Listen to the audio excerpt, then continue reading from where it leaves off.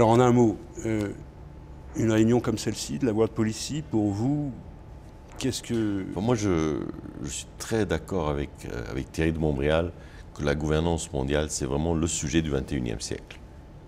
Donc j'ai assisté à la première, la deuxième et maintenant la troisième conférence. Je sais qu'il a une passion et la conférence reflète un peu cette passion. Évidemment, la gouvernance mondiale, il ne faut pas la débattre dans l'abstrait. Et donc on la débat dans le concret, que ce soit le système monétaire financier international, que ce soit la santé, que ce soit le climat et l'énergie. Mais donc tous ces problèmes demandent une coopération internationale très développée, plus développée que celle qu'on a. Et on cherche comment faire ça, tout en gardant évidemment le cadre légal des États souverains. Parce qu'on ne va pas dépasser ce cadre dans l'avenir proche, peut-être même pas lointain. Donc je suis très enthousiasmé par le sujet de l'approche même de la conférence.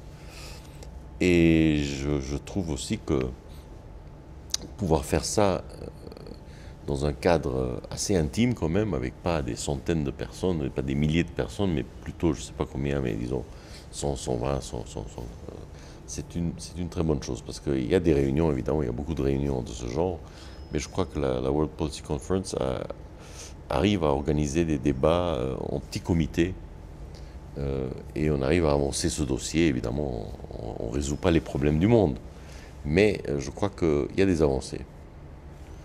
Quand je repense au rôle fondamental que vous avez eu en Turquie, lorsque vous étiez le ministre, pour un pays comme la Turquie, la gouvernance mondiale, ça signifie quoi? La Turquie, c'est un pays, disons, moyen, de taille moyenne, partie quand même du G20 maintenant, membre du Conseil, pas permanent, mais membre du Conseil de sécurité à l'ONU, et qui s'implique beaucoup dans les questions régionales et méditerranéennes, Moyen-Orient et Europe, évidemment. Donc je crois que c'est un des pays qui ne peut pas jouer un rôle systémique. Ce n'est pas la Chine, ce n'est pas l'Inde, ce n'est pas le Brésil, mais qui représente un autre groupe de pays émergents.